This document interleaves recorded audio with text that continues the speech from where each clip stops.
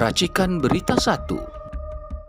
Antologi puisi Anjing-Anjing Syahrir, novel Rembulan Terbakar, novel Melampaui Senyap, novel Perempuan Merah, antologi cerpen Negara Merobek Selimut Ibuku, dan yang terakhir kumpulan esai Refleksi Aktivis Dalam Secangkir Kopi. Kita kasih tepuk tangan sekali lagi buat kita semua dan Isti Nugroho.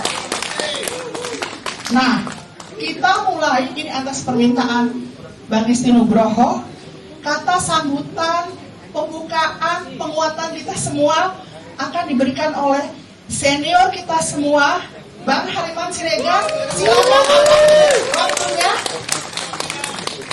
Bang Hariman. Di mana tapi? Ya abang di tengah sini abang, jangan ke pinggir. Silakan abang. Ya. Oi. Ya. Tuh, ayo duduk mana?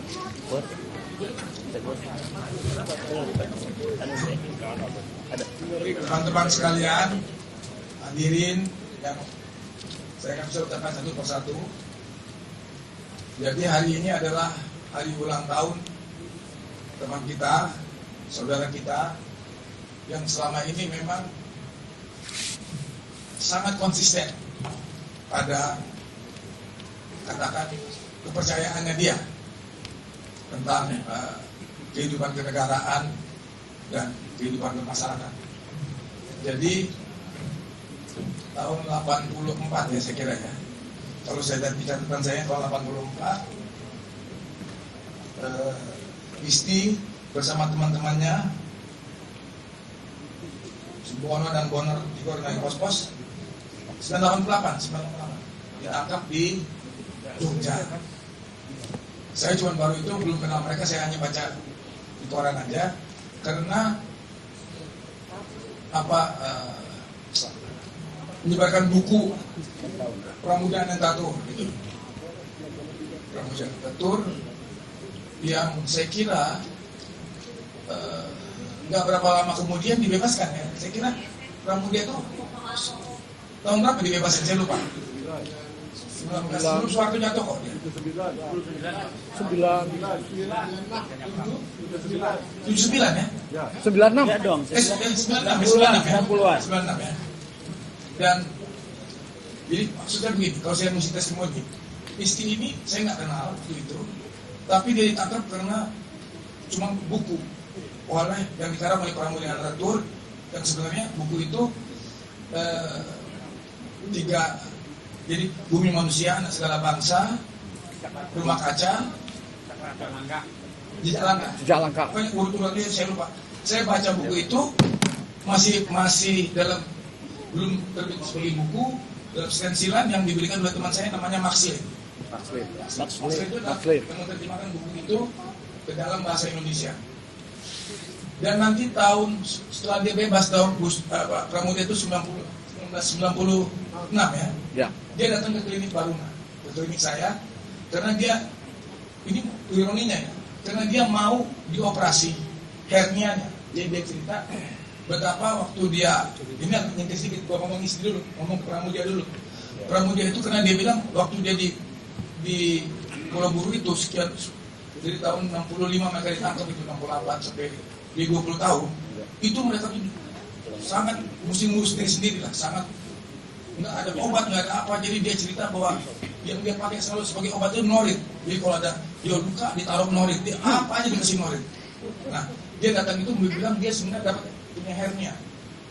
Jadi dia menderita sekali. Hernia itu adalah kelemahan dari otot badan kita. Jadi usus kita tuh bisa kedorong ke bawah atau ke samping, terserah di mana kelemahannya. Jadi saya bilang, dia minta, di mana Hariman kamu bisa operasi nggak di klinik kamu? Saya bilang sama dia, kenapa nggak operasi di rumah sakit aja? Saya takut katanya, karena kalau di rumah sakit saya nanti dibunuh gitu. Dia nggak tahu di klinik saya itu waktu itu masih bisa operasi di klinik Baruna itu operatornya itu tentara, teman saya sekelas, almarhum Kolonel Marsono namanya. Jadi saya nggak kasih tahu Pramudia, jadi oke kita operasi lah. Dan Kolonel Marsono itu mengundang dua temannya kolonel juga dari RSPAD untuk operasi dia. Dan dia nggak tahu bahwa dia dioperasi sama tentara. Yang dia takutkan membunuh dia. Iya. Jadi kalau kita bayangin orang seperti itu bikin buku dan diedarkan istri tangkap, bagaimana kasihannya kita kalau dengar cerita ini gitu. Borno segala macam. Iya. Nah, nanti dalam perjalanannya, yang saya mau baru masuk ke istri ini, dia istri dan teman-temannya itu akhirnya ke Jakarta. Karena itu memang ikatan aktivis itu kuat. Jadi ada yang paling rajin itu ya Lennon lah, Abdus Lennon almarhum. Dan kalau di Jakarta itu jagoannya itu Amir Hussein Daulay. Jadi sebenarnya ada juga satu jagoan pinggir-pinggir sedikit, Bitor. Bitor ini sekarang sangat terkenal karena dialah yang menemukan bahwa ijazahnya Jokowi itu rupanya dibuat di pasar Pramuka. Jadi sehingga saya ada pikiran bagaimana kalau pasar Pramuka itu kita jadikan semacam situs bahwa disitulah dicetak banyak sekali pejabat tinggi. Jadi kamu mulai jangan dulu amatan. Jadi gitu. Jadi di situ maksud saya urut-urutannya nanti setelah itu istri setelah perubahan Soeharto jatuh 98, istri itu bersama-sama kami semua rame-rame kita bikin Indemo itu.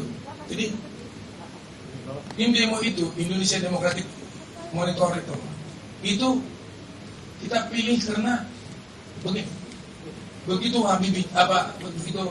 Soeharto jatuh, kebebasan terbuka. Jadi hampir semua banyak sekali aktivis itu bikin partai atau ikut partai. Kalau pikiran saya, ngapain kita bikin partai? Karena saya baru baca buku dari seorang wartawan Amerika, Eva. Jadi itu bukunya itu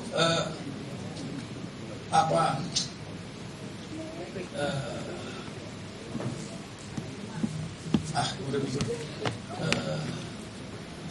Jadi dia bilang gini, kita menjadi bagian dari sejarah aja. Jadi gitu. Jadi sebagai latar belakang sejarah aja. Karena dia bilang begini, dia waktu komunis jatuh, dia cinta itu tahun 88, dia datang kembali ke Eropa Timur tahun 92. Dia lihat orang-orang aktivis yang melawan rezim komunis dulu itu masih berkeliaran, tapi udah gak ada yang nangkep gitu loh. Kayak kita sekarang nih mulai 88 itu masih berkeliaran, istri semua kita ini berkeliaran, nggak ada yang nangkep gitu loh. Tapi masih ngomong zaman lampau terus gitu loh. Exit into history, exit into history bukunya. Kalian bisa tanya ChatGPT, nanti dia akan jelasin exit into history. Jadi exit keluar dan jadi bagian sejarahnya. Jadi saya lihat kita nggak usah jadi partai politik gitu menurut saya.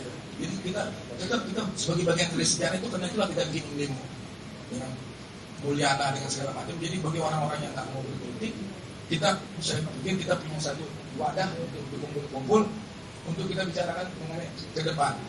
Nah, nanti kritik saya pada diri saya sendiri, kita sebenarnya waktu bagian dari demo itu tetap nggak punya kekuatan lebih jauh ya, karena ya kayak burusanya, kayak segala macamnya, itu politik juga gitu loh. Jadi kita tuh tanggung. Jadi ada kayak Rahman Tolek almarhum, dia bilang sama saya, kau bikin partai, kau sial kau katanya. Nanti dia bikin partai juga, partai Sri gitu. Jadi dalam pengalaman saya itu ya banyak sekali kita tuh nggak konsisten hingga keadaan itu menjadi kayak sekarang gitu.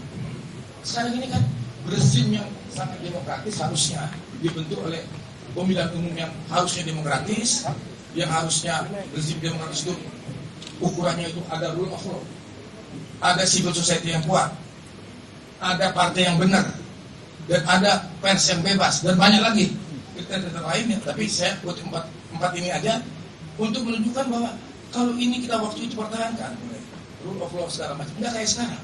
Sekarang kita lihat apa yang terjadi misalnya. Penangkapan ini ditangkap sama kejaksaan, dikasih ke polisi, balik lagi ke KPK, nggak jadi ke polisi.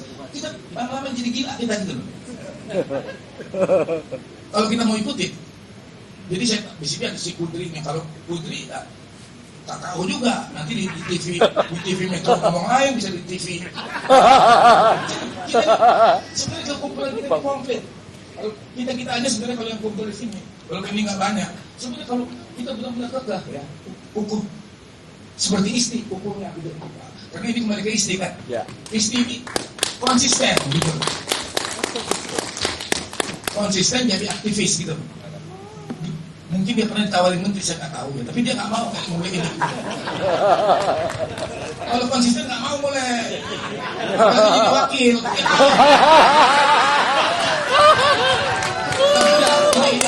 Ini kelemahan kita semua, bukan kelemahan kaum mulai. Aku juga sadar, aku juga banyak kelemahan. Jadi kalau kita tes ini pada istri, apa sih istri lebihnya? Istri itu konsisten. Istri itu apa ya? Sangat menderita karena gara-gara kecil buku di vonis 8 tahun, bayangin, dibawa ke Nusa Kambangan sama Bono sama si Benar. Coki. Coki. jadi bayangin gua bakal Jakarta Malari vonisnya cuma 6 tahun Cak, dituntutnya 12 tahun, tapi masih ini cuma punya dari buku itu. Artinya rezim itu makin kesini makin jahat. Jadi hari-hari itu kita hati-hati. Kalau salah-salah kita nggak menegakkan rule of law tadi, mulai nanti yang sekarang ini kok makin jahat gitu. Nah, itu mesti waspada kita.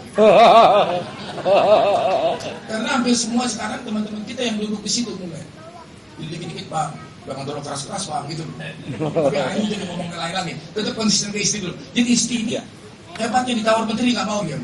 Ya. Nah, jadi itu aja. Kalau kita saya mau bicara kandidat aja. Kalau putar-putar tadi mau katakan nggak banyak orang seperti istri yang dari usia berapa tahun 88 itu umurnya berapa? Sekarang dia 66. 88. Sekarang dia, jadi waktu itu berapa? 19, 20? 28 dan 30 lah. 28 tahun. 38 udah tua juga dong, 28 dia bisa bikin sastra ini. Olivia tahu kan, Olivia kita ke Jogja dulu kan. Masih cantik betul Olivia waktu itu. Sekarang enggak nih. Tadi mulai gue bilang duduk dekat kamu, dia bilang nggak mau katanya. Minder dia, itulah mulainya. Jadi gue bikin, dan yang saya kagum, nanti saya minta hadiah yang saya mau berikan pada Mulya. Kalau pada saya dengan sengaja cek ke ChatGPT siapa istri. Mana dia? Ini spesial tadi malam aja baru ketemu ini. Mana? Sedang disiapkan oleh teolog Pak. Teolog.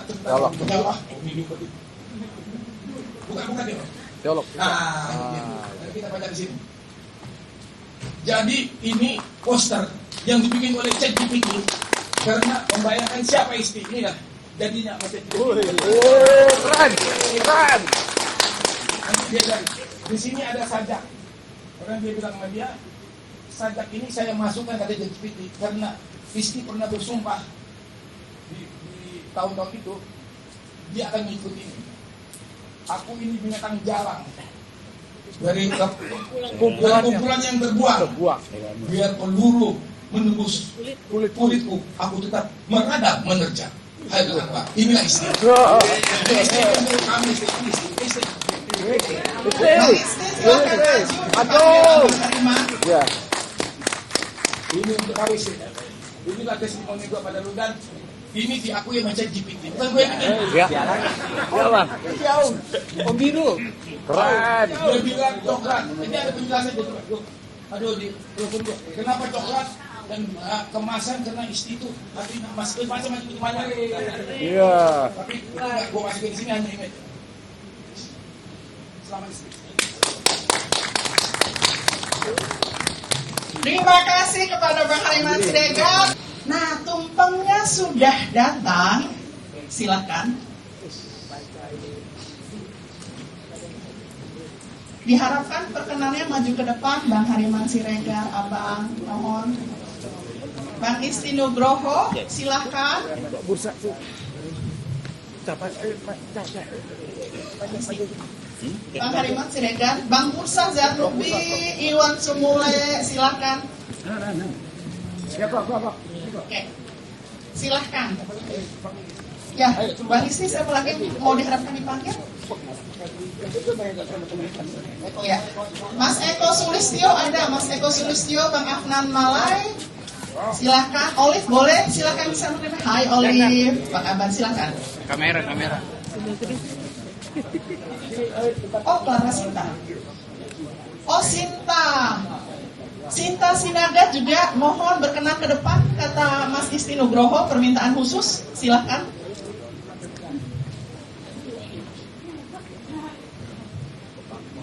Abang yang potong dan menyerahkan ke Isti, katanya begitu. Woi. Mas. Bukan, jadi maunya Bang Hariman yang potong dan menyerahkan ke Isti. Ya, saya Ya. tahun kasih Bang Hariman. Iya, tapi maunya dibalik ini. Ini Metode terbalik. Bismillahirrahmanirrahim. wah, Ya. luar biasa ini. Udah lama nggak dengar Bismillahirrahmanirrahim.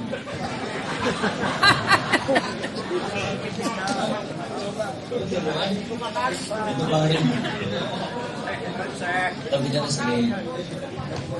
Jadi ini unik ya, karena Bang Hariman Siregar yang memotong tumpeng diserahkan kepada Bang Isti Nugroho. Duduk.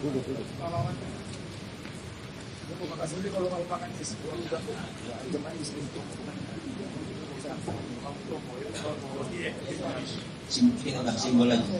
Ini abang mau makan. Ini abang mau makan. Udah, kalau gitu, bisa sendiri lah. Kalau isi nggak mau gue yang makan.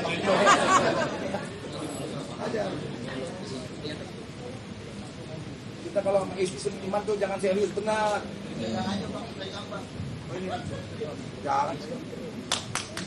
Kita kasih tepuk tangan. Itu Bang Hariman. Senior.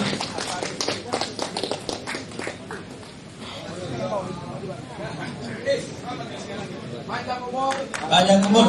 Sehat walafiat. Berkarya. Ya. Senang-senang. Ya. Kemudian Bang Isti mau dikasih ke ada buku, oke, untuk Bang Hariman dan kawan-kawan sekalian. Ya. Oke, mari kita ke sini. Ya, bawa betul dong. Ada Ya. depan. Jadi mewakili Olive yang ngasih, kemudian Sinta yang ngasih. Bang, lihat sini bang. Gak boleh Bang, gak boleh sun. Bang, lihat sini bang. Lihat sini bang. Ada ke depan Bang. Sini. Nih. Nih. Terima Silakan. kasih. Ya, Ki. Ya. Terima kasih bukunya. Terima kasih. Boleh. Kemudian Kok silakan. Om Iwan Sumule, oleh Sinta.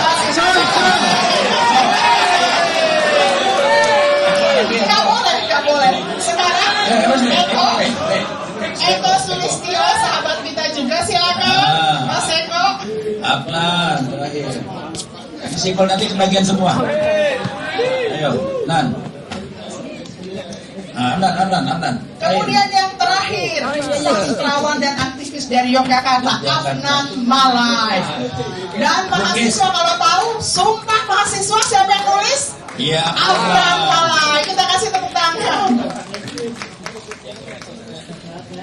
Oke, terima kasih para abang sekalian. Boleh berkenan kembali ke tempatnya, kecuali Mas Isti Nugroho. Mana? Siapa yang belum? Olive belum? Kasih Olive Oh, dulu. masih belum selesai Olive. Oke, Sebentar dulu. Yang learning mana sih? sebentar. Abang potong lagi. Olive. Bukunya. Oke. Ya, sebentar, ini kadang-kadang kalau senior di depan emang begini. Jadi gimana? Sudah selesai. Ya, jangan. Olive sudah dikirim. Oke. Silahkan senior sekalian. Ini gara-gara Olive sama Sinta Sinaga bubar acara kita ini. Berjalan. Oke, terima kasih. Kita kasih tepuk tangan sekali lagi. Silakan tumpeng yang di bawah, nanti kita nikmati mikrofon. Dan karena dari tadi Bung Isti Nugroho belum menyapa kita, maka kemudian kita kasih kesempatan untuk Isti Nugroho. Kita kasih tepuk tangan buat yang ulang tahun. Silakan Bang Isti. terima kasih. Bismillahirrahmanirrahim. Assalamualaikum warahmatullahi wabarakatuh. Yang pertama-tama saya mengucapkan terima kasih kepada Bang Hariman. Yang sebetulnya kalau saya pernah salaman sama Bang Hariman pertama kali itu tahun 85. Nah, jadi ketika sebagai koordinator Palagan, saya mengundang Mas Darussalam. Mas Darussalam ini kalau tidak salah dulu sekretaris saya Pak Sarbini. Nah, ketika saya mengundang Pak Sarbini untuk datang ibu bicara di Jogja di gedung Hatta Foundation. Nah, karena Pak Sarbini nggak bisa merekomendasikan kepada Mas Darussalam. Mas Darussalam ini sehari setelah diskusi di Palagan meninggal dunia. Pada waktu itu datanglah Pak Hariman, Dudung, Pak Jogil, Mas Beni dan lain-lain. Nah, itulah yang pertama kali saya bersalaman kepada Pak Hariman. Setelah tahun 88 saya ditahan dan saya datang lagi ke Jakarta bergabung dengan Guntur 49. Waktu itu masih ada Om Gio masih hidup, Mantok semuanya masih hidup. Setelah itu, setelah tahun 94 atau 95 itu, saya tahun 99 menikah. Nah, itu yang mengawalkan Bang Hariman. Tapi 5 tahun kemudian bercerai. Karena tidak bisa memain pemimpin. Kalau istilahnya Yusuf Ishak itu, pemimpin orang Bintang Timur itu mengatakan begini, di tim itu pidato. Ini ada aktivis gembel bisa dapat artis gitu ya. Kacau gitu. Nah, itulah pertama kali saya berkenalan dengan Bang Hariman. Nah, setelah tahun 95 itu saya ulang-alik dari Guntur ke Baruna. Artinya karena ada Bang Hariman saya tidak kelaparan karena saya tidak bekerja di Jakarta. Masih semangatnya masih pada waktu itu bergabung dengan kelompok revolusioner ya, untuk menjatuhkan Orde Baru. Nah, yang kedua, saya berterima kasih kepada Insinyur Iwan Smuley. Insinyur Iwan Smuley ini sebagai ketua Prodem, saya sebagai senator Prodem, dan kemudian Bung Iwan Smuley itu selain sebagai ketua Prodem terus juga sebagai wakil BP Taskin itu. Nah, ini ada yang unik soal saya ditelepon sama Pak Waka ini. Intinya bahwa saya tidak punya ijazah. Jadi saya jujur saya tidak punya ijazah. Jadi saya dulu sekolahnya di SD Limuran, SMP YUP, SMA YUP gitu. Belum kenal pramuka, kau belum kenal pramuka. Kau bisa bikin ini. Saya nggak berani bikin ijazah palsu, Pak.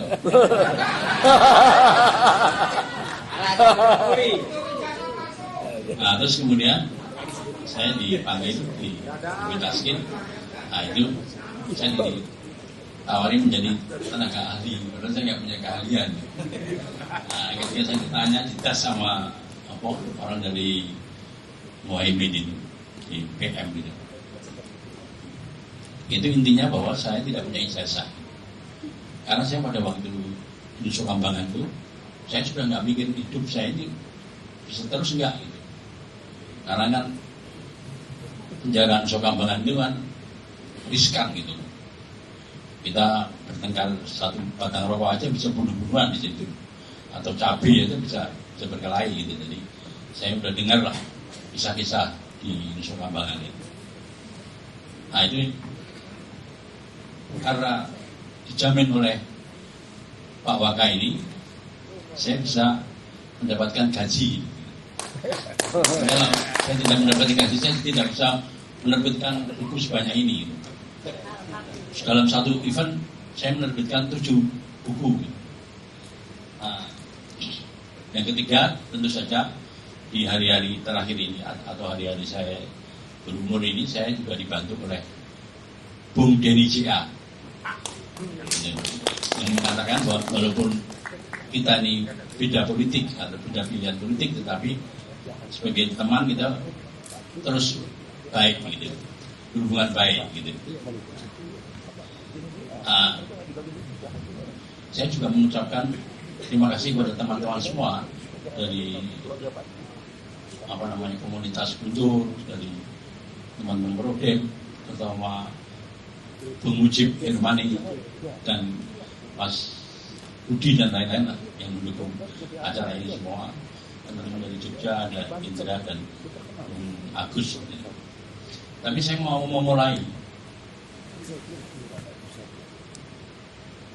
Ada yang membeli banyak buku itu Bang Bursa.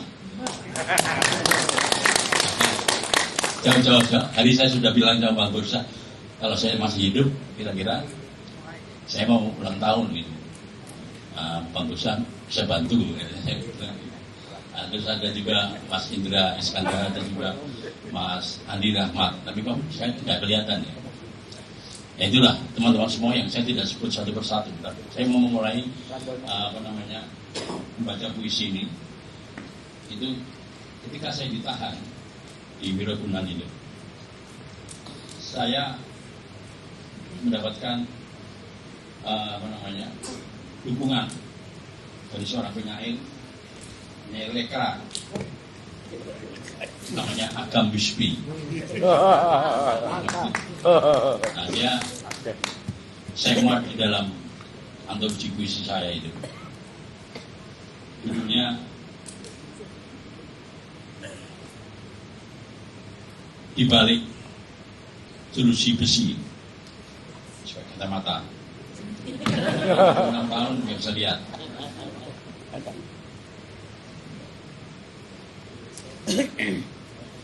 Di balik jeruji besi untuk Isti Nugroho. Di balik jeruji besi, malam tak pernah benar-benar tidur. Ia mengucap nama yang kusebut pelan agar tak dicuri penjaga waktu. Besi ini dingin, tapi lebih dingin ingatan tentang dunia yang menutup pintu tanpa mau mendengar alasan dari hati. Aku belajar menghitung hari bukan dengan kalender, melainkan dengan denyut dada yang menolak menyerah pada kata selesai. Isti,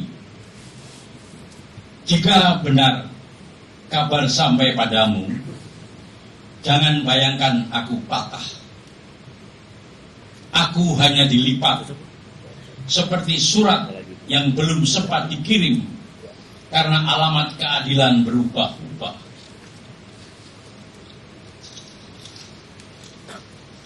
Di sini doa tidak bersuara keras. Ia hanya berdiri tegak seperti lelaki yang masih percaya bahwa kebenaran punya jalan pulang. Jeruji ini mungkin menahan tubuh, tapi tidak kenangan, tidak keyakinan, tidak cinta yang kau titipkan tanpa syarat. Jika suatu hari pintu ini terbuka, aku tak akan pernah berteriak, "Bebas!" Aku hanya akan berkata pelan, aku pulang sebagai manusia yang tidak selesai dilukai, namun utuh dalam percaya.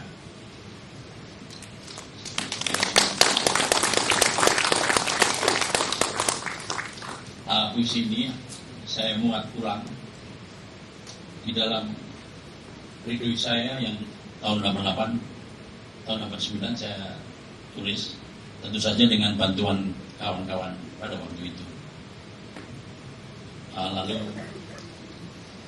apa namanya, saya muat dalam pledoi saya muat di dalam buku yang saya terbitkan kembali, judulnya Militansi Diterkam Tirani. Nah, selanjutnya karena seorang sahabat yang tidak bisa datang pada malam hari ini karena masih ada di London, nah ini Denny CA memberikan satu testimoni yang saya bacakan sendiri. Membayangkan Isti Nugroho mentas di West End London. Denny CA ini bertestimoni. Ada orang yang masuk penjara karena korupsi. Ada yang masuk penjara karena membunuh. Tetapi sahabat kita semua, Isti Nugroho, pernah dipenjara hanya karena mendiskusikan buku Pramudia Anantatur. Hari ini buku itu yang dahulu membuat kehilangan kebebasan dijual bebas di toko buku, dibaca di kampus, bahkan diangkat menjadi film layar lebar. Bukunya tidak berubah, yang berubah hanyalah zaman. Dari kisah Isti, kita belajar bahwa kebebasan berpikir bukanlah hadiah yang turun dari langit. Ia lahir karena selalu ada orang yang berani membayar harganya. Yang lebih mengagumkan lagi, penjara tidak berhasil memenjarakan jiwanya. Isti Nugroho keluar penjara tetap sehat, tetap kritis, tetap berkarya. Ia tidak menjadi pribadi yang pahit. Ia tetap percaya bahwa gagasan lebih panjang umurnya daripada kekuasaan. Saya mengenal Isti sejak kami sama-sama mahasiswa pada tahun 1980-an. Selama lebih dari 40 tahun kami saling menjaga agar yang satu tidak berhenti berkarya ketika yang lain mulai lelah. Dalam politik praktis, kami tidak selalu berada di jalan yang sama. Tetapi kami sama-sama belajar bahwa politik adalah pilihan, sedangkan persahabatan adalah kesetiaan. Malam ini saya tak dapat hadir dalam acara ulang tahunmu di tim sahabatku. Walau sejak awal saya ikut mendukungmu. Saya sedang di London. Beberapa malam terakhir saya menikmati pertunjukan di West End, salah satu panggung teater terbaik di dunia. Ketika tepuk tangan panjang bergema di West End, saya bertanya dalam hati, berapa banyak seniman Indonesia yang sebenarnya memiliki daya cipta sebesar ini, tetapi tidak pernah bertemu dengan ekosistem yang tak cukup mendukung. Saat itulah saya membayangkan Isti Nugroho. Di West End, saya menyaksikan bagaimana kisah-kisah perjuangan manusia diubah menjadi pertunjukan yang megah. Dan panggung teater mendadak mengingatkan saya pada panggung hidupmu yang tidak kalah dramatisnya. Saya sering kurang di negeri kita bukanlah manusia berbakat, melainkan ekosistem yang cukup besar bagi mereka. Selama ulang tahun sahabatku, semoga kesehatan selalu menyertaimu, semoga daya kritismu tak pernah padam, dan semoga karya-karyamu terus mengingatkan kita bahwa sebuah gagasan dapat dipenjara untuk sementara, tetapi tidak pernah dapat dipenjarakan untuk selamanya. Penjara dapat mengurung tubuh manusia, tetapi tak pernah ada penjara yang cukup besar untuk mengurung sebuah gagasan. London 30 Juli 2020. Saya kira itu awal dari apa yang saya katakan. Memang selalu teringat ada orang-orang yang baik. Kalau diurut ya, saya dari tahun 96 sampai 2026 itu hidup saya dijamin oleh penerima gitu.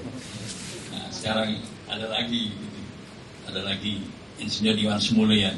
Jadi saya sebagai jasa sebagai katakanlah apa namanya tenaga ahli pribadi. Jadi ya saya tidak bisa dipecat kalau tanpa yang pecat Bung Iwan Sumulya. Nah ini komputer ada nggak ini? Nah, saya kira karena Bang Bursa mau ada acara, saya kira Bang Bursa bisa memberikan testimoni yang terlebih dahulu ya. Oke. Ya, terima kasih. Kita kasih tepuk tangan buat Pak Isnu Nugroho.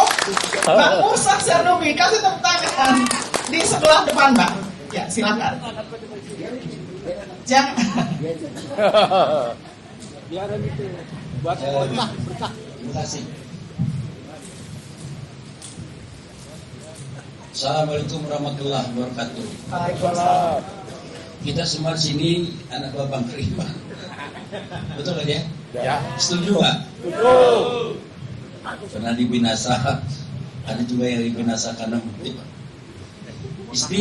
Ini saya kenal lebih kurang 30 tahun. Beberapa tunjang reformasi. Waktu itu saya masih ketua Humanika.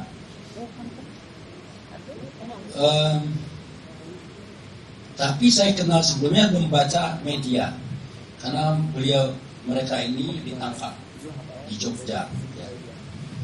Itu masa-masa kami awal-awal pendirian Humanika, kita tahu berita dari Jogja ya, ditangkap karena mengedarkan buku Pramudia, buku-buku yang dianggap kiri pada masa Orde Baru. Dan buku-buku itu dulu memang pernah dibuka ya di dalam diskusi publik. Termasuk kalau kita pasca revolusi Iran menyimpan gambar Khomeini pun nggak boleh. Itu digerbekin kamar kami dulu. Saya pengagum Khomeini. Sekaligus saya juga pengagum Fidel Castro. Ya, saya kadang ke kiri kadang kanan. Begini, kenapa mereka tokoh-tokoh besar yang kita kagumi? Karena kita anggap mereka yang melawan kekuasaan global yang menindas. Itu kenapa? Karena itu kita kagum. Saya pikir penindasan, penangkapan di mana belahan dunia untuk pro demokrasi ada kaitannya dengan operasi superpower untuk melawan komunis dan melawan Iran dan sampai sekarang. Nah, Isti adalah salah satu pejuangnya ya, yang saya kagumi, dan dia seorang yang konsisten. Saya waktu ditangkap tahun 83, yang nuduh itu alumni saya sendiri. Saya adalah seorang PKI. Adalah saya ekstrem kanan. Baik. Lucu kan ya? Lucu. Di sebelah sana saya dulu mau mendirikan negara Islam. Saya juga dianggap kelompoknya fatwa zaman dulu. Margono. Ya. Ikut-ikut dituduh mengikuti bom BCA. Pak. Mantan Menteri Perindustrian Bang? Sanusi. Itu bayangin tuh nasib saya ini. Petisi 50. Karena saya pengikut diskusi aja, bukan petisi 50. Bayangkanlah saya kongres AMI Bang di Pekanbaru, diturunin Tempo, itu majalah Tempo. Bursa Sarubi petisi 50, kalah saya di kongres. Di kongres AMI maksudnya. Nah jadi, kita ini punya kisah masing-masing. Dulu Bang Riman marah betul sama saya. Ngapain kamu masuk partai politik? Bang, kasih kesempatan saya memilih kehidupan. Ini Bang Riman ini bukan anti partai, memang dia independen dari itu. Saya juga independen, gak mau juga anti partai juga. Tapi pikir-pikir perlu juga berpolitik. Setelah saya PBR dulu kan. Jadi saya DPR. Tapi Bang Riman kagum juga sama saya. Aduh, tadi udah berusaha kamu duit gak ada kok jadi DPR. Belum kerja sekarang jadi DPR, duitnya pakai banyak kan? Ya. Jadi ada DPR 5 tahun.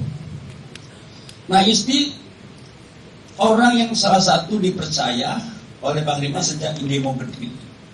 Nah, Indemo itu adalah institusi demokrasi untuk mengawasi sebetulnya kelanjutan politik di Indonesia, untuk men-challenge kalau ada penyimpangan dari demokrasi yang diperjuangkan zaman reformasi. Nah, satu-satunya yang demo. Kalau Humanikar sudah berubah orientasi, beda dengan kami dulu. Iya, beda. Ya. Kalau kami dulu oposisi, promosi demokrasi, promosi hak asasi manusia. Sekarang memang zaman berubah selalu. Setiap zaman ada kisahnya, setiap kisah ada zamannya. Sama saja tadi, semua 8 miliar manusia ini punya kisah. Seperti juga kita punya sidik jari, pasti berbeda-beda setiap sidik jari kita.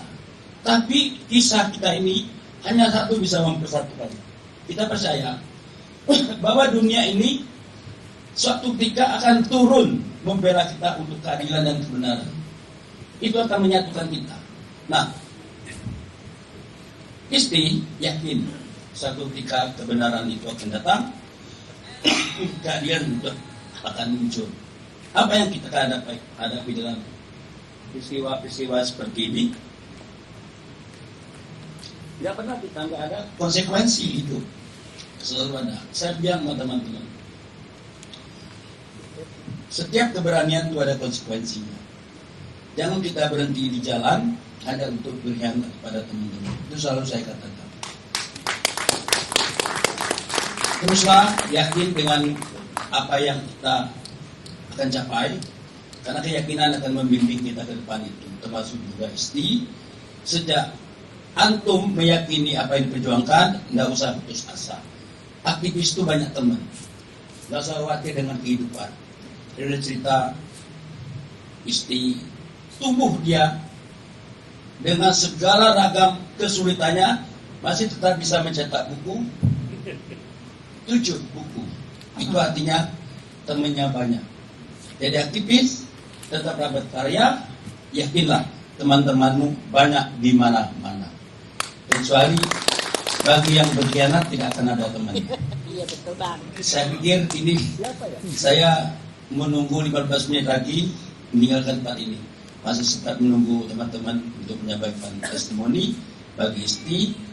Jaga kepercayaan Bang Hariman, demo itu masih sangat tergantung sama Anda, ya, dengan yang lain-lain. Saya demo ini salah satu motor yang masih hidup untuk menggerakkan demokrasi, mengontrol jalannya kekuasaan. Siapa saja, tanpa terkecuali yang terlihat Bang Hariman tadi.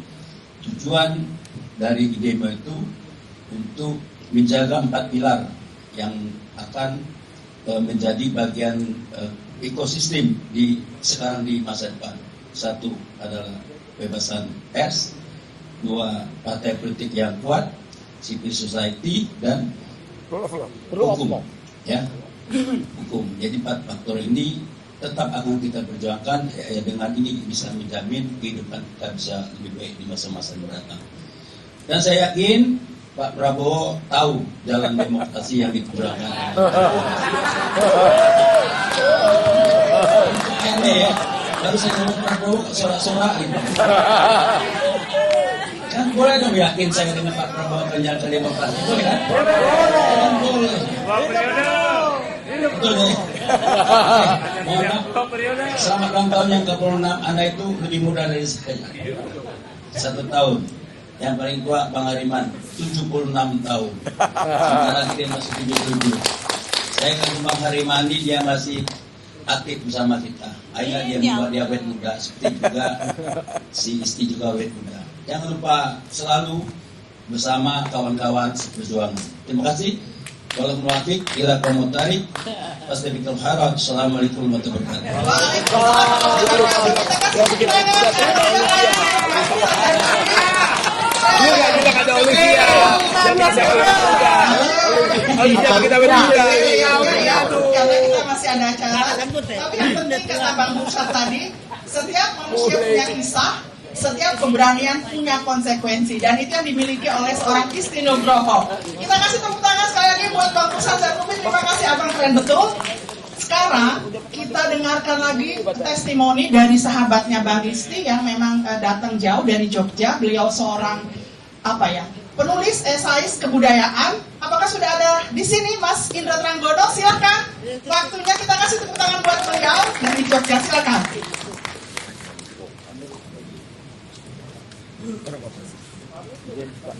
Bismillahirrahmanirrahim. Assalamualaikum warahmatullahi wabarakatuh.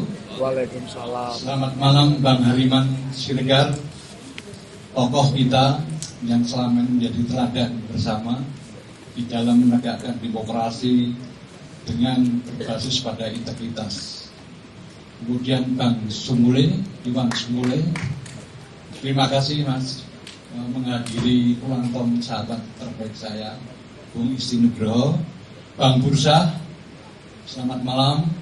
Mbak Olivia, selamat malam juga. Dan teman-teman semua, saya kira malam ini semesta mencatat gelombang kebaikan kita yang selalu menginginkan lahirnya Indonesia yang lebih baik, Indonesia yang lebih demokratis, Indonesia yang lebih berkeadilan, dan Indonesia yang lebih berkesejahteraan sekaligus bermartabat. Karena dignity itu penting bagi bangsa.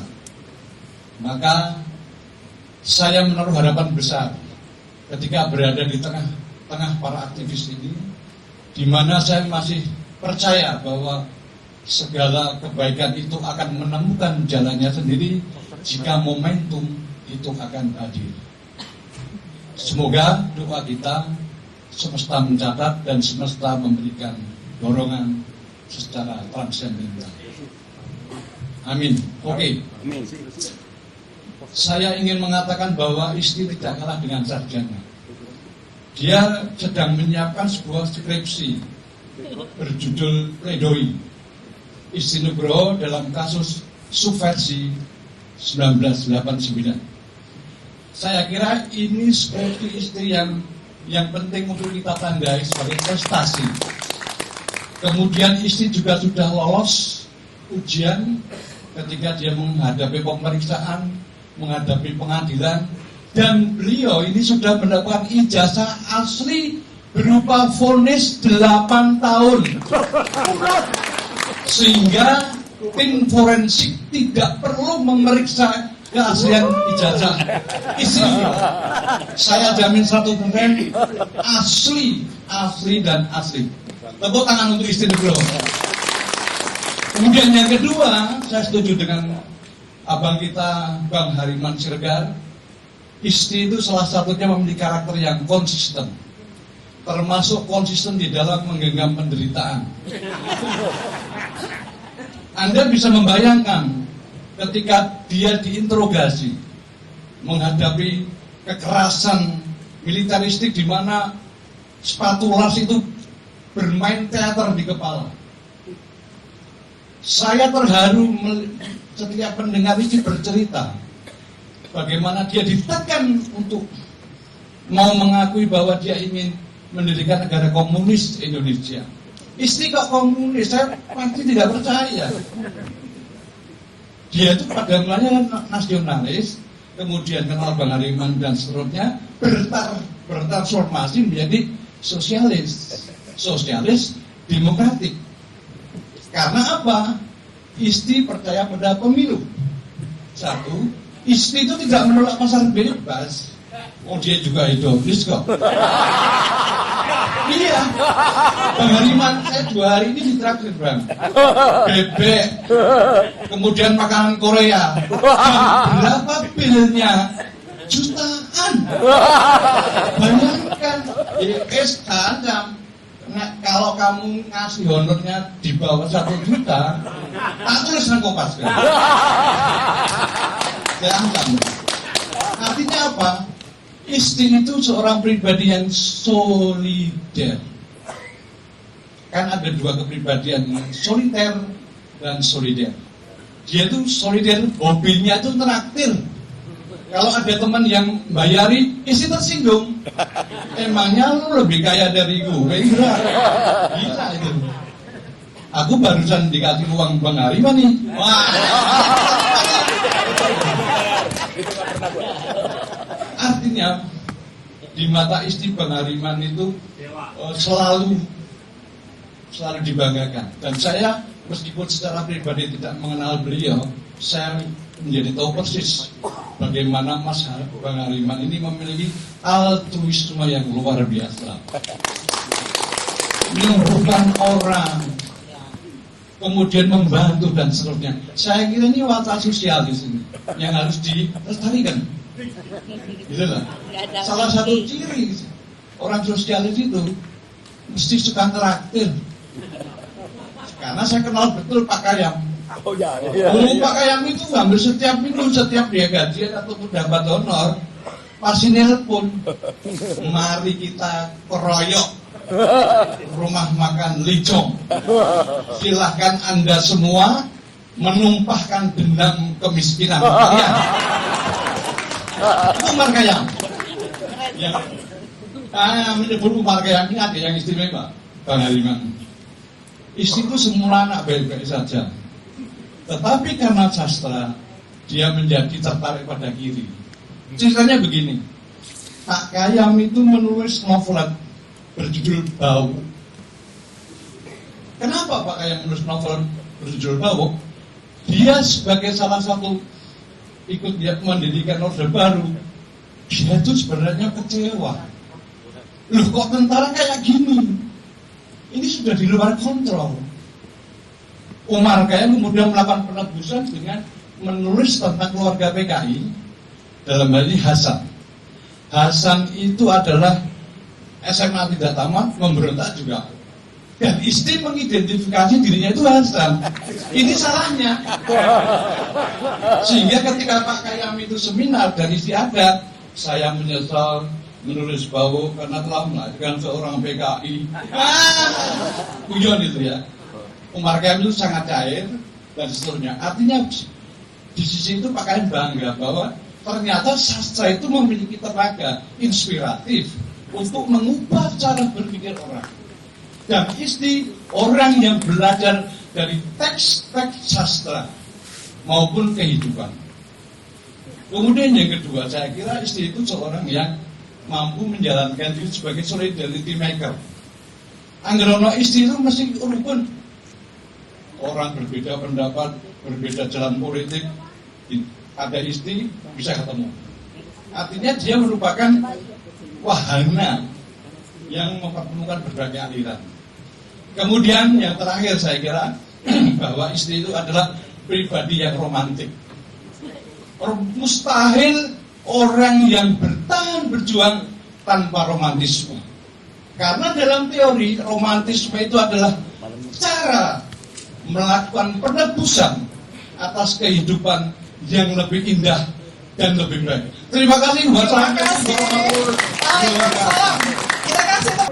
Assalamualaikum warahmatullahi wabarakatuh. Selamat ulang tahun Bung Isti Nugroho. 6 buku, jangan padar ya, jangan padam obornya. Masih ditunggu buku lainnya Bung. Sebelumnya saya ingin memberikan testimoni dulu untuk sahabat kita Bung Isti. Saya kenal Bung Isti ini mungkin 15 tahun lebih ya Bung ya. Hampir 20 tahun yang lalu, pertama kali saya masih dibilang anak baru di dunia teater. Kemudian Bung Isti mengajak saya melalui temannya Mas Toto ya, itu untuk ikut main monoplay. Judulnya Negaraku Sedang Demam. Ini aku mikir-mikir kayaknya baru kemarin sore ya, soalnya demamnya belum turun-turun nih Bung. Makin parah. Makin tinggi demamnya. Jadi itu pertama kali untuk saya main monoplay, disutradarain oleh Bung Isti, ditulis oleh Mas Indra Tenggono. Dan pertama kali rasanya satu judul monoplay, tapi 4 kali ditulis oleh Kompas. Yang pertama tentu saja karena kita pentas di Gedung Bentara Budaya ya. Kemudian yang kedua kita pentas lagi di Jogja. Mungkin Bung Hariman ada pada saat itu. Itu cuman ada satu atribut saya yang tadinya waktu di Bentara Budaya pakai baju biru, sama Bung Isti suruh ganti baju merah. Terus saya nggak ngerti kenapa ya pentingnya biru sama merah pada saat itu. Saya ngikutin sutradara aja. Kemudian ditulis lagi oleh Kompas karena itu Bung. Dan yang ketiga, nggak mungkin dong ditulis lagi oleh Nama Peristiwa, ya kan? Waktu itu udah 2 kali Nama Peristiwa judul yang sama. Yang ketiga itu, Bung Isti kan kita jaraknya mungkin setelah sebulan 2 bulan gitu ya, melihat saya baru pulang dari China, dapat medali kejuaraan wushu. Kemudian bilang sama saya, Mbak Olive gimana kalau monolog yang kemarin itu sama, tetapi dibacakannya dengan peristiwa yang berbeda ketika Mbak Olive di gym lagi latihan wushu. Jadi bicara mengenai politik, tetapi saya itu sambil salto, sambil loncat, sambil split. Itu kemudian ditulis lagi sama Kompas di Nama dan Peristiwa. Jadi satu judul pertunjukannya Bung Isti dan Mas Indra, Negaraku Sedang Demam itu 4 kali ditulis, 3 kali di Nama Peristiwa, dan 1 kali di halaman budayanya yang besar itu ya. Tepuk tangan dulu untuk Bung Isti. Artinya kreatif ya, sangat kreatif. Oke, itu kita masih sering berdiskusi juga sama Bung Isti, masih sering bertukar pikiran. Kebetulan saya ingin membuat karya pertama tanggal 26 Agustus di Gedung Kesenian Jakarta, dan ini pertama kali saya untuk mensutradarai pertunjukan teater. Tentunya masih sering berdiskusi sama Bu Isti, Mas Indra, karena persoalan ini juga masih seputar persoalan kebangsaan, kemerdekaan, dan saya rasa kita semua hadir di sini karena punya frekuensi yang sama. Pasti kita sangat mencintai negara kita, negara Indonesia, dan rasanya kita semua punya kegelisahan yang sama. Dan tentunya apa ya, Bung Isti yang paling penting obornya jangan padam, itu pesan saya. Makanan udah mesti dijaga, karena dulu tuh kalau makan ini kok orang miskin tapi kok makannya banyak ya lauknya, kita bisa makan 1 lauk. Sedangkan saya kalau makan ya sederhana gitu, kayak saya selalu menjaga makan. Nah kemudian sekarang Bung Isti sudah saatnya rasanya memilih-milih lagi menu makanan ya Bung ya. Oke? Selamat ulang tahun untuk Bung Isti. Kita doakan Bung Isti sehat selalu, dan saya akan membacakan satu puisi karya Bung Isti Nugroho dengan judul Oposisi. Haluan sering pecah, dihantam ombak tak terduga. Kita terbelah jadi kami dan kalian. Tak selalu karena beda pendapat dan keyakinan, tapi bisa juga karena beda kepentingan dan pendapatan. Kami tetap berada di pinggir jurang, sedang kalian tinggal di istana megah. Kami membasuh luka orang-orang yang kalah, sedang kalian menyemir sepatu majikan atau rela jadi bantalan stempel penguasa. Hidup ini kadang tidak simpel, kawan, ucap kalian sambil pura-pura mengenang perjuangan kita. Semua kenangan dan sejarah telah membusuk. Jarak pun jadi penting. Ketika hubungan kami dan kalian genting, tak selamanya sang waktu jadi tabib bijak, mampu menyembuhkan luka. Karena kami dan kalian telah memilih jalan yang berbeda. Terima kasih. Terima kasih Mbak Olive. Keren oposisinya tadi, dan keren juga nasihatnya kepada Bang Isti Nugroho. Oke, tadi sudah baca puisi, ada beberapa testimoni. Kita punya seorang sahabat baik yang dari dulu sampai sekarang, meskipun dia sedang menjabat, kadang-kadang dikerjain, diolok-olok di itu, tapi tetap aja senyumnya manis. Kita kasih kesempatan buat Iwan semua yang sekarang sedang jadi wakil Kepala Badan Pengentasan Kemiskinan. Kasih testimoninya. Silakan.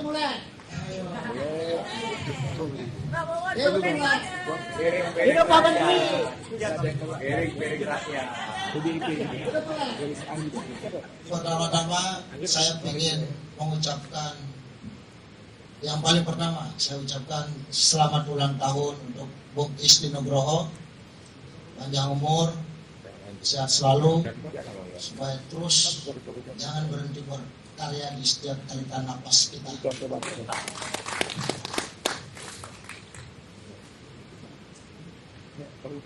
Selamat malam untuk kawan-kawan semua, dan saya juga mengucapkan terima kasih karena sudah hadir di acara ulang tahun Bung Isti, karena orang kalau bikin ulang tahun di usia senja itu ini agak mengkhawatirkan kita gitu. Jadi, makanya saya doakan supaya Bung Isti harus tetap semangat dan tetap berkarya di setiap tarikan napas. Terima kasih untuk kawan-kawan semua yang sudah hadir di acara ulang tahun Bung Isti sekaligus peluncuran buku Bung Isti. Dan yang kedua, saya mengucapkan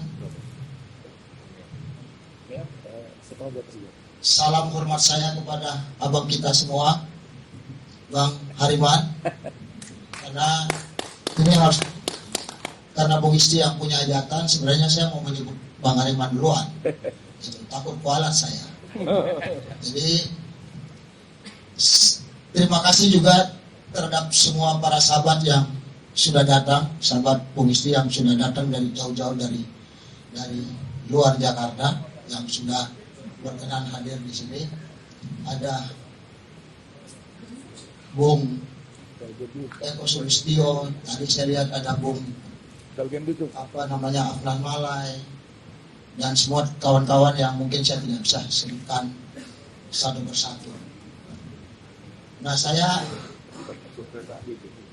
ingin mulai dulu bahwa dalam testimoni saya ini, saya sebenarnya mengenal Bung Isti itu belum terlalu lama, tidak selama dengan Bung Indra Trenggono tadi. Tapi saya mengenal Bung Isti jauh sebelum saya mengenal Bung Isti. Karena Bung Isti ini salah satu, kita sebut aktivis yang mungkin menjadi salah satu idola referensi bagi kaum-kaum setelah Bung Isti. Karena biasanya aktivis yang sudah masuk penjara, apalagi di era Soeharto, itu yang pasti sangat diidolakan. Karena saya juga bingung, saya juga menjadi aktivis, saya juga bingung ketika kok bisa ya akibat pikiran hanya karena soal buku orang bisa dipenjara. Jadi agak sulit saya kemudian menalar bahwa kenapa orang bisa dipenjara bahkan sampai 8 tahun, bahkan sampai dibuang ke tempat yang paling kejam kalau menurut sejarah Orde Baru ketika itu. Penjara yang paling kejam adalah di Nusa Kambangan. Jadi apresiasi saya yang begitu luar biasa besarnya kepada Bung Isti, karena seperti tadi Mas Indra Trenggono sampaikan bahwa dengan puisi saja bisa menginspirasi orang. Bahkan tidak hanya sekedar menginspirasi, tapi menggerakkan orang untuk melawan ketidakadilan. Luar biasa hanya dengan membaca puisi.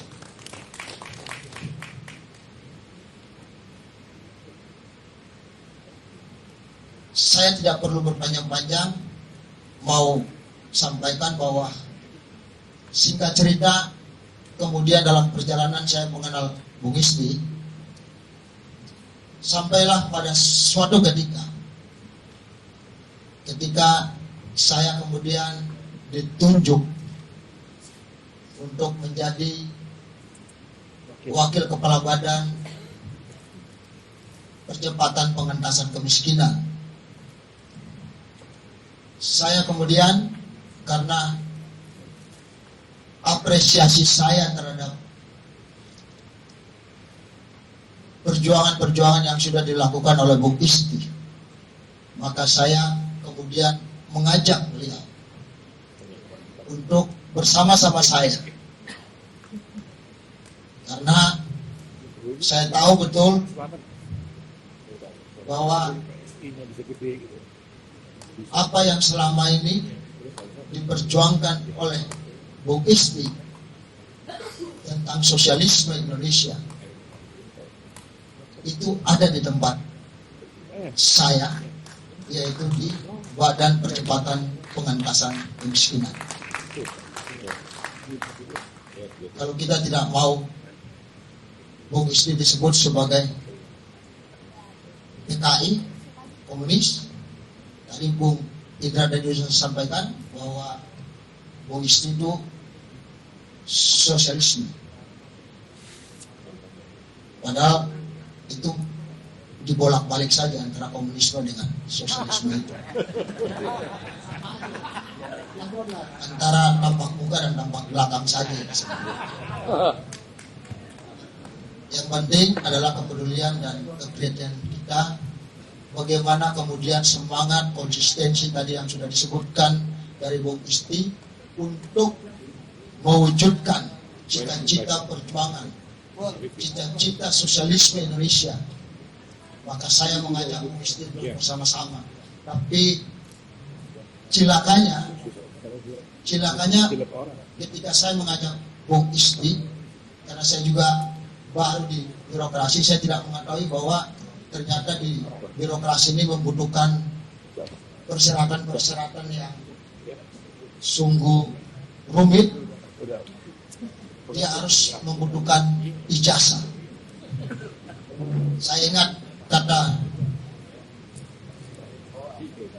Bung Rocky Gerung bahwa ijazah itu sebenarnya itu tanda kita pernah sekolah, bukan tanda kita pernah berpikir. Makanya saya ajak Bung Isti, tapi Bung Isti kemudian sempat ditolak karena tidak punya ijazah. Saya bilang, kenapa tidak dibuat saja seperti Jokowi? Karena Bung Isti tidak punya keberanian untuk itu. Karena nyalinya tidak cukup, akhirnya saya yang harus berjuang kepada menjelaskan kepada Kementerian Kemenko PM yang dipimpin oleh Caimin. Saya sampaikan bahwa Bung Isti ini kapok, dan ketika dia kemudian dipenjara karena pikiran oleh Soeharto, itu semua ijazah beliau sudah dimusnahkan. Jadi siapa lagi yang akan mengapresiasi beliau kalau bukan kita, teman seperjuangannya.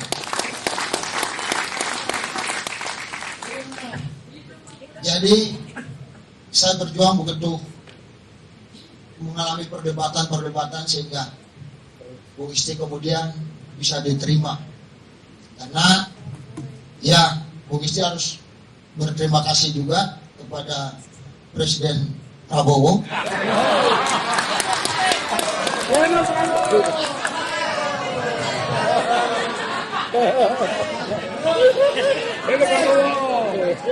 Karena ya kalau tidak Presiden Prabowo mungkin Bung Isti juga tidak diterima di Makassar. Tapi saya juga menjelaskan kepada Presiden Prabowo bahwa Bung Isti ini adalah kawan sharing kita dalam mewujudkan sosialisme Indonesia.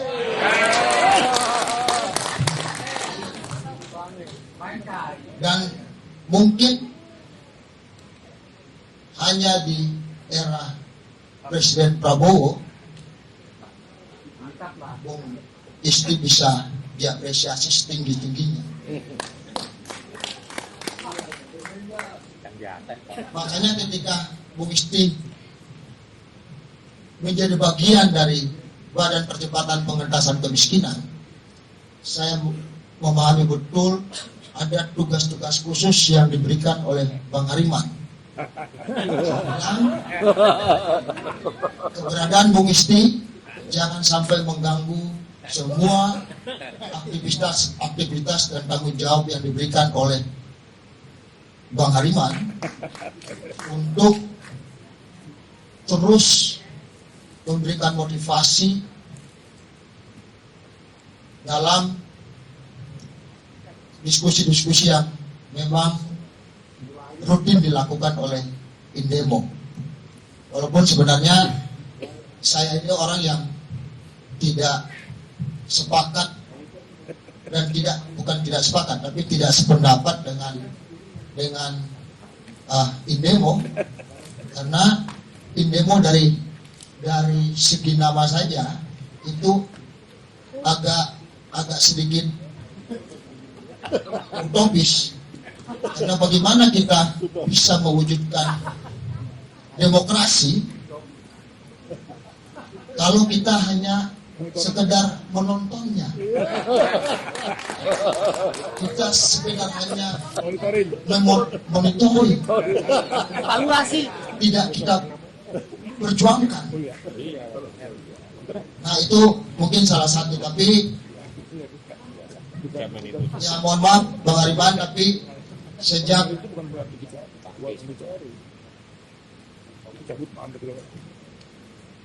almarhum Rahman Toleng berpulang, maka sejak saat itu Bang Hariman adalah mercusuar saya dan juga mercusuar kita semua. Jadi ya, kita bisa, keberadaan kita di sini sebagai aktivis, kalau tidak dilegitimasi oleh Bang Hariman, maka kita tidak bisa menjadi aktivis. Kita gagal. Kenapa saya bilang abang kita hari ini, Bang Hariman yang kita sayangi dan kita cintai, itu menjadi mercusuar kita, bahwa sehebat-hebatnya seorang pelaut, kalau tanpa melihat dan memperhatikan mercusuar, maka dia akan karam. Jadi kita harus melihat, kalau ini di mana Bang Hariman ada. Nah, kita harus terus melihat supaya kita jangan menabrak karang, kita jangan juga tersesat. Karena sebagai aktivis itu jangan kita anggap sebagai sebuah profesi, tapi itu adalah sebuah cita-cita bersama, bagaimana kita mewujudkan sebuah cita-cita, sebuah gagasan yang kita yakini untuk kita wujudkan. Jadi sekali lagi, tidak banyak yang, ini sudah banyak, tapi saya tidak akan berlama-lama lagi. Saya cuma ingin sekali lagi mengucapkan selamat ulang tahun kepada Bung Isti. Sehat terus, panjang umur, dan jangan berhenti berkarya dalam setiap tarikan nafas, karena berkarya itu seperti melakukan perbuatan baik. Karena perbuatan baik itu harus dilakukan dalam setiap tarikan nafas kita. Karena ketika ajal menjemput kita, maka amal kita pun terputus. Kita tidak perlu lagi kemudian, kalau kita sudah merasa bahwa amal kita sudah begitu banyak, kita tidak perlu lagi berharap kepada orang datang untuk melakukan ziarah kubur kepada kita untuk mengucapkan Al-Fatihah melambangkan jalan kubur kita. Jadi Bung Isti terus berkarya dalam setiap tarikan nafas, karena itu sama dengan melakukan perbuatan baik. Karena karya-karya Bung Isti akan terus menginspirasi bagi kita semua dan juga bagi generasi-generasi penerus untuk terus konsisten dalam berpikir, dalam berjuang, bergerak untuk mewujudkan cita-cita perjuangan yang selama ini kita yakinkan, yang kita perjuangkan. Terima kasih. Terima kasih. Assalamualaikum warahmatullahi wabarakatuh. Selamat malam semuanya. Ya, terima kasih buat Mas Iwan Sumule, kita kasih tepuk tangan. Dan untuk Bang Isti, kata Mas Iwan Sumule, jangan berhenti berkarya dalam setiap tarikan nafas. Terima kasih kawan-kawan, masih tetap setia, masih ada beberapa acara ya. Dan kalau tadi yang memberikan testimoni seorang aktivis, dan dari tadi kebanyakan laki-laki gitu ya. Saya mau memanggil seorang sahabat aktivis perempuan yang selalu konsisten, pokoknya kalau dia demo-demo selalu ke depan. Desiana Zainuddin untuk membacakan puisi. Silahkan, mana Desi? Ya, silahkan.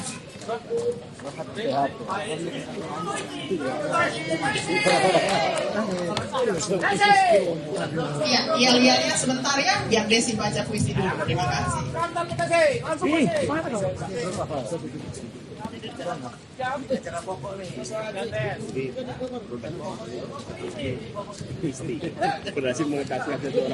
kasih. Sebelum saya membacakan puisi ini, saya juga mengucapkan selamat ulang tahun buat Bung Isti Nugroho. Saya hanya satu kata, Isti orang baik dan sahabat yang paling baik, dan saya yakin kawan-kawan di sini juga mempunyai suara yang sama. Tetaplah sehat Isti, jangan patah semangat. We all love you Isti. Happy birthday. Bang Hariman dan senior sahabat-sahabat yang lain, saya mencoba membacakan salah satu puisi karya Isti Nugroho. Judulnya Di Tepi Derita. Di tepi derita, tangis terbaca. Tiada suara, tak ada kata-kata. Kisah terpahat di rongga jiwa, meredam lantunan doa ibunda. Sunyi mengungsi di dalam resah diri, mencatat luka butiran debu kecil, bertarung melawan anak badan. Berdiri di atas bongkah cadas, aku bukan patung, apalagi monumen berungu. Hanya butiran debu dalam gebalau resah sejarah.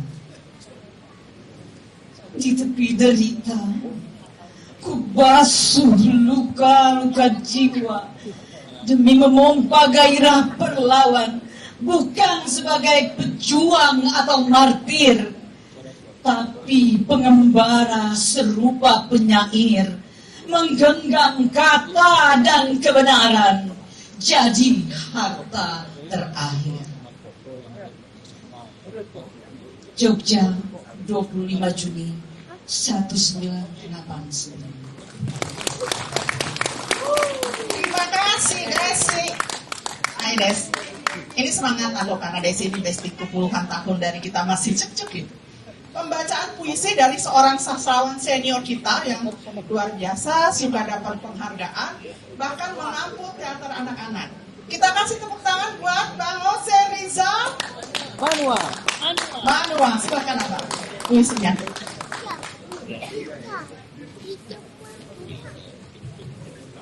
Assalamualaikum warahmatullahi wabarakatuh.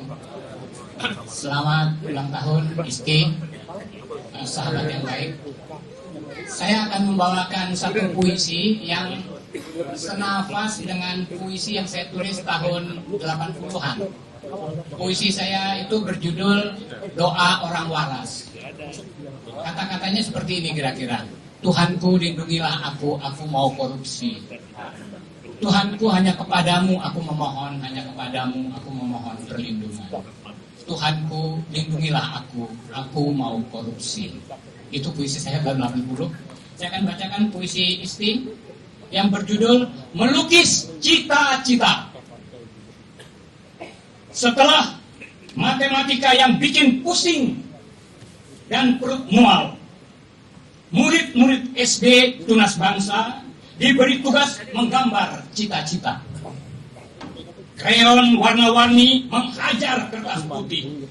Hampir semua anak ingin jadi dokter, insinyur, banker, pengusaha. Ada juga yang ingin jadi presiden. 3 periode. Kamu ingin jadi apa, Dion? Jadi hakim tipikor. Karena musuh besar bangsa kita ini koruptor. Bagus. Senyum Bu Guru Pertiwi mengembang. Namun mendadak wajahnya cemberut melihat lukisan Mario penuh garis silang sengkarut.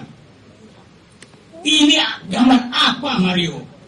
Tanya Bu Pertiwi. Koruptor, Bu. Seperti di TV-TV. Saya memang ingin jadi koruptor. Semua murid tertawa. Kenapa pilih jadi koruptor? Mario terdiam, lalu menjawab. Koruptor itu nggak ada matinya. Uangnya banyak, hukumannya ringan karena yang menangkap dan mengadili teman-teman sendiri. Kamu ngaco, Bu Guru Pertiwi meradang. Tenang, Bu. Kalau Mario jadi koruptor, kelak aku yang mengadili. Pasti dia hukum berat, ujar Dion. 35 tahun kemudian, Bu Pertiwi kaget. Di TV muncul Mario. Dia sudah jadi pejabat kaya raya. Dia disidang karena korupsi, tapi dibebaskan karena dianggap tak terbukti korupsi. Ternyata hakimnya Dion, teman sekelas sendiri. Bu Pertiwi tak tahu harus tertawa atau menangis. Terima kasih. Terima kasih. Itu adalah Jose Rizal Manua, dan tadi aku lupa kasih tahu kalau Bang Jose ini juga beliau seorang pemain film yang baik dan bahkan pernah dapat Piala Citra ya Bang ya. Iya. Nominasi ya. Ya. Terima kasih sekali lagi. Acara kita sedikit lagi akan selesai, jadi harap bersabar. Masih ada testimoni dan dari sahabat yang juga datang jauh-jauh dari Jogja, teman lama kita semua. Mas Eko Sulistyo, silakan. Beliau pernah menjadi deputi di kantor staf kepresidenan. Silakan, Mas Eko Sulistyo.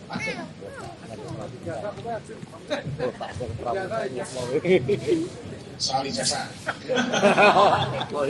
saya sebenarnya sudah menawarkan istri untuk saya buatkan. Ya, yang saya hormati Bang Hariman, Bung Iwan Sumuli, dan yang lain-lain, terutama Saudara Isti Nugroho, sahabat saya 2 tahun. Dan saya kira ini satu untuk pencapaian yang luar biasa dan pasti sudah menjadi cita-cita seorang Isti Nugroho. Tadi disebut-sebut soal deputi. Ini ada cerita menarik yang kaitannya dengan Bung Isti yang mungkin nggak pernah diungkap. Jadi waktu dia datang malam ke tempat saya tanya dulu, Is, kamu kesini nggak takut sama Bang Hariman? Kamu udah lapor belum? Tuh, pada urusannya ya ada dong. Nanti kau dianggap pro Jokowi. Oh udah, Bang Hariman juga pro Jokowi kan?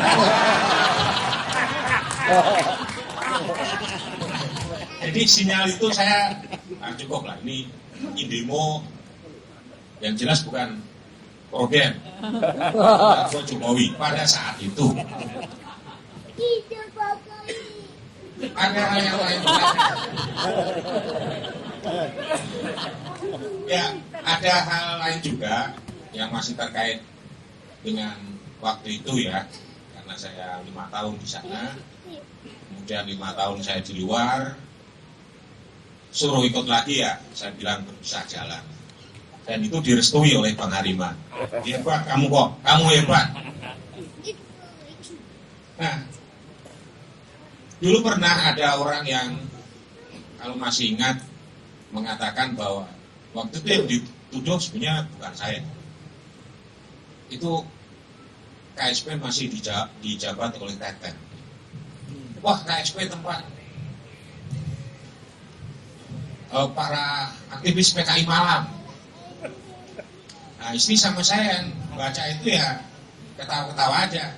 Yang malam hari beraktivitas di kantor itu ya saya sama Isti gitu. Itu yang dituduh PKI malam.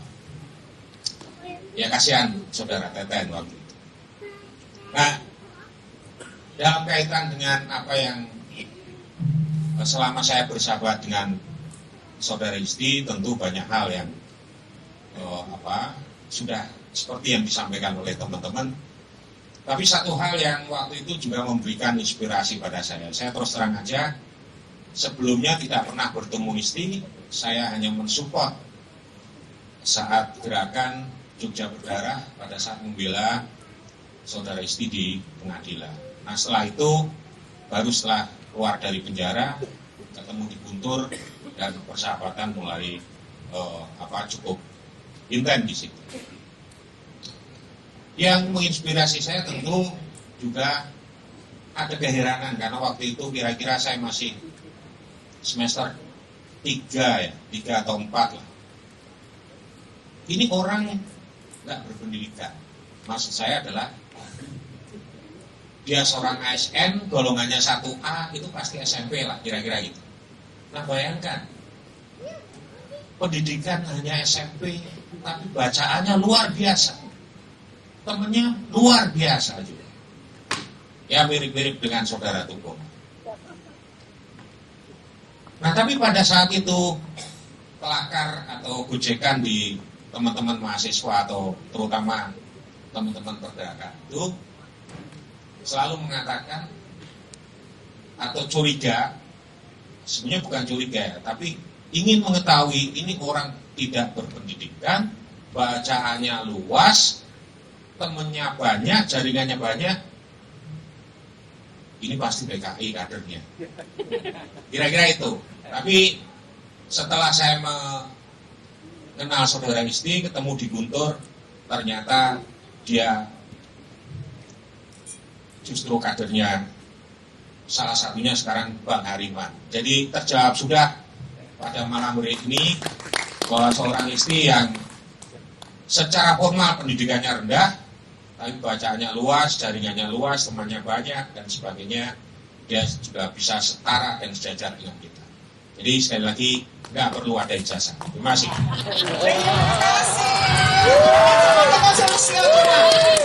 Seorang Eko Sulistyo bilang tak perlu ada ijazah. Ini yang paling keren ya. Acara kita sebentar lagi akan berakhir, tapi kita masih ada satu pembaca puisi sebelum nanti Bang Isti akan menutup ya. Kalau tadi Bang Isti bilang kasih testimoni, dia juga mendirikan komunitas Guntur, maka yang membaca puisi itu adalah dari komunitas Guntur tersebut, yaitu kalau Bang Isti bilangnya Kamerat Kanjeng. Silakan kita kasih tepuk tangan buat Kamerat Kanjeng.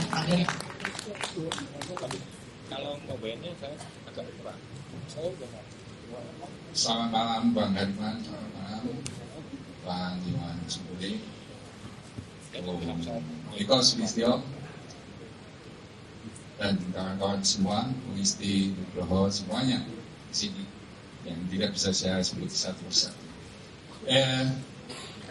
Saya sudah tidak bisa membaca puisi lagi karena sudah beratus-ratus triliun uang dikorupsi, 74 kg emas simpan di almari. Tapi saya punya sesuatu untuk Bung Isti, hadiah ulang tahun untuk Bung Isti. Jadi 40 tahun lalu saya tidak sedang mencari pemimpin, tapi mencari satu kelompok diskusi untuk di GM, dan kita tahu pada waktu itu 40 tahun yang lalu semua kelompok diskusi itu lahir dari mahasiswa. Tapi ada satu kelompok diskusi yang dia itu didirikan oleh seorang pegawai negeri rendahan 1A, namanya Palagan, dan itu dipimpin oleh Bung Isti Nugroho. Pada masa itu kelompok-kelompok studi hampir semuanya lahir dari rahim mahasiswa. Tetapi kelompok studi pagelaran, kok nggak kelihatan, ternyata belum pakai kacamata. Tetapi kelompok studi Palagan lahir dari keberanian seorang pegawai biasa. Itu mungkin terdengar sederhana, tetapi justru disitulah letak keistimewaannya. Ia mengajarkan bahwa perubahan tidak pernah menunggu jabatan. Perubahan dimulai dari keberanian berpikir. Saya sering katakan bahwa Bung Isti ini pemimpin saya. Ya, Bang Hariman tentu yang di atasnya. Bukan karena Bung Isti pernah perintah saya, melainkan karena Bung Isti ini mengajari saya melihat dunia dengan cara yang berbeda. Pemimpin sejati bukan orang yang memiliki banyak pengikut. Pemimpin sejati adalah orang yang melahirkan banyak pemimpin baru. 40 tahun telah berlalu. Waktu mengubah wajah kami, mengubah rambut kami menjadi putih, bahkan mengubah banyak keyakinan politik di negeri ini. Tetapi ada satu hal yang tidak pernah berubah, persahabatan yang dibangun oleh cita-cita. Hari ini kami kembali menulis bersama. Saya sama Bung Isti menulis buku bersama berjudul Negara Robek Selimut Ibu. Sebuah buku yang ini bukan sekedar kumpulan cerita pendek. Ia adalah bukti bahwa percakapan kami yang kita mulai 40 tahun yang lalu belum selesai. Yang membuat lebih elok lagi, sampul buku ini dibikin oleh Mulyono, seorang pelukis, aktivis kebudayaan yang memilih berpihak kepada rakyat melalui kanvas. Malam ini adalah pertemuan istimewa, pertemuan buku dan seni rupa, persahabatan dalam satu peristiwa. Lalu bersama-sama mengingatkan kita bahwa kebudayaan bukan barang mewah. Kebudayaan adalah cara manusia menjaga martabatnya. Pada ulang tahun ke-66 ini, saya tidak ingin mengucapkan selamat kepada Bung Isti hanya karena angka-angka. Saya ingin mengucapkan terima kasih karena Bung Isti telah membuktikan bahwa seorang manusia biasa dapat meninggalkan jejak yang luar biasa. Sebab pada akhirnya umur seorang tidak dihitung dari berapa lama ia hidup, melainkan dari berapa lama api yang ia nyalakan tetap hidup dan menyala-nyala. Dan bagi saya api itu sekarang masih menyala. 40 tahun lalu saya melangkah bersamamu, Bung. Hari ini saya berdiri di sini bersamamu. Dan saya bersyukur perjalanan ini belum selesai. Aku juga menyukai judul antologi puisi, antologi cerpen itu, Negara Merobek Selimut Ibuku. Judul itu seakan menjadi saksi bahwa persahabatan intelektual yang dimulai Palagan 40 tahun silam masih melahirkan karya yang membuka hari ini. Peluncuran buku ini bukan cuma ulang tahun, melainkan juga perayaan keteguhan persahabatan kebudayaan. Usia membuat setiap perjumpaan menjadi berharga. Bung Isti, kita semua akan selesai pada waktunya. Tetapi selama masih ada orang yang berani berpikir merdeka, berani menulis dengan jujur, dan berani berdiri di pihak mereka yang lemah, saya percaya Palagan belum berakhir. Bagi kami, sastra bukan hiburan. Sastra adalah cara merawat ingatan dan menjaga martabat manusia. Selamat ulang tahun, Bro. Terima kasih Kanjeng Kamrat, salah Kamrat Kanjeng ya, mohon maaf. Oke, ini kita sudah selesai ya, tapi sebelumnya kalau tadi pembukaannya dari Bang Hariman Siregar, sekarang penutupnya dari Bang Isti sini. Bang Isti mana? Bang Isti ke depan dan Bang Isti bawa anak-anaknya. Anak-anaknya dibawa juga ke depan. Ayo, biar semua tahu. Biar semua tahu bahwa Bang Isti ini punya anak-anak kesayangan. Satu lagi kayaknya tadi kemana ya? Oh, di luar. Oke. Bang Isti mau kasih ucapan terima kasih buat kita semua. Silakan Bang Isti. Hai. Ya, saya kira sudah waktunya selesai. Walaupun ada teman saya OTW, jadi saya dilihat, tapi saya kira tidak nutup. Sebelum saya mengakhiri pertemuan ini, saya kira saya memberikan Doa. Ya, kita kasih tepuk tangan buat anaknya Bang Isti. Mungkin panitia bantu mikrofonnya. Assalamualaikum warahmatullahi wabarakatuh. Selamat ulang tahun Ayah. Semoga Ayah selalu diberi kesehatan, umur yang panjang, dan kebahagiaan yang melimpah. Makasih udah jadi ayah yang baik buat Kenas. Maaf terkadang Kenas suka bikin Ayah marah, kesel. Assalamualaikum.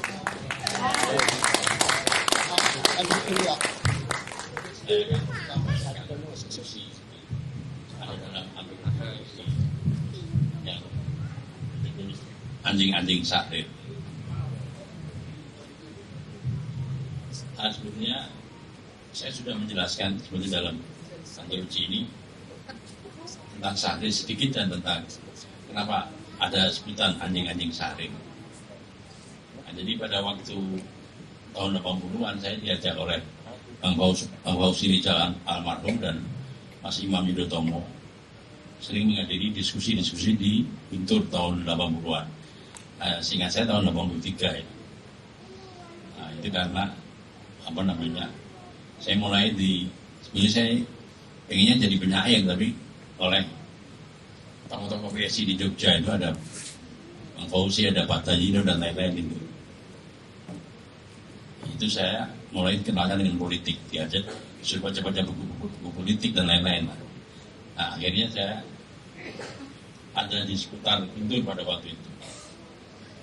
Dalam diskusi-diskusi itu, secara teoritik kalau ada yang masih berkuku pada Marxisme, artinya mempertahankan ADART PSI, itu secara berguru itu, dia bilang, itu tuh, yang bila-bila Sarin mati-matian itu, anjing-anjing Sarin itu katanya.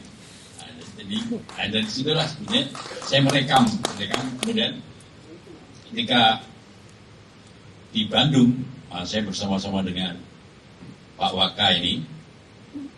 Pak Waka itu ngirimi saya fotonya Bung Iwan Semuli dengan Ramang Toleng almarhum. Dari situlah mulai saya terinspirasi untuk menulis puisi yang berjudul Anjing-anjing Sahrir. Inilah puisi yang akan saya bacakan.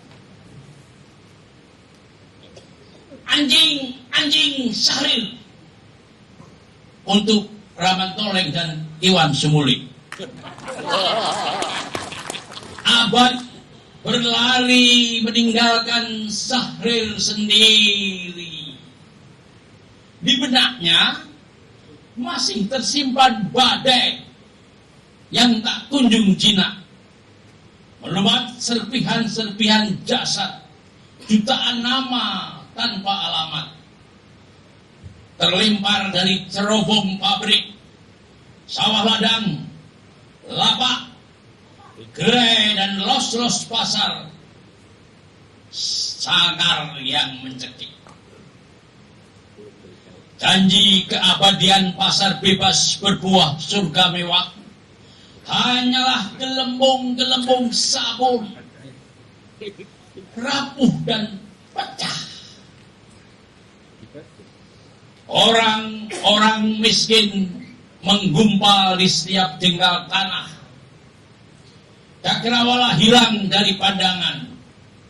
Alamat negara tersingsal di keriuhan pabrik dan pasar, atau dihapus mafia politik bersekongkol siluman-siluman birokrasi.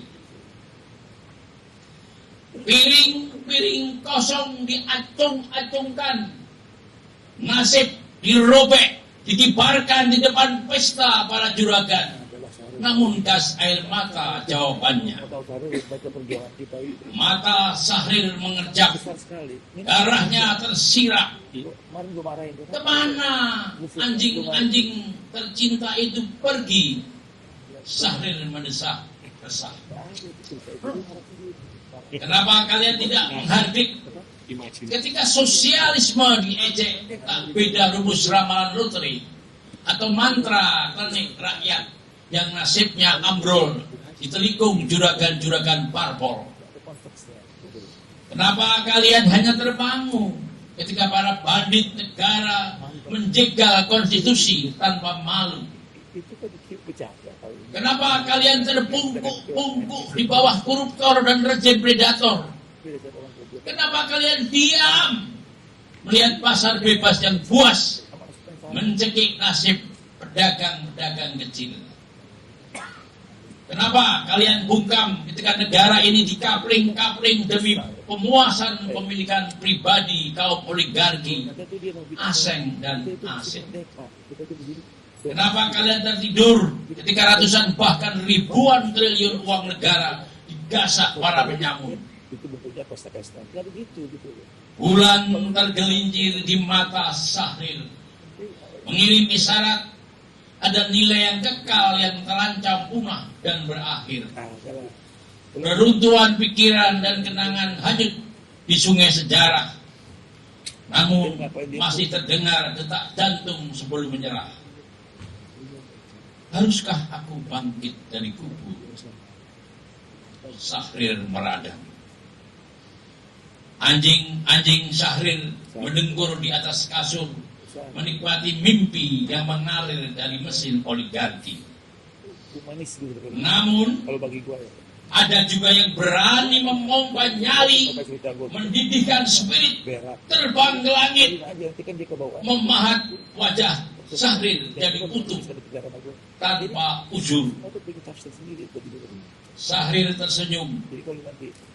Revolusi belum dimulai. Terima kasih. Terima kasih. Oh, ada lagu yang terakhir. Yang lagu saja.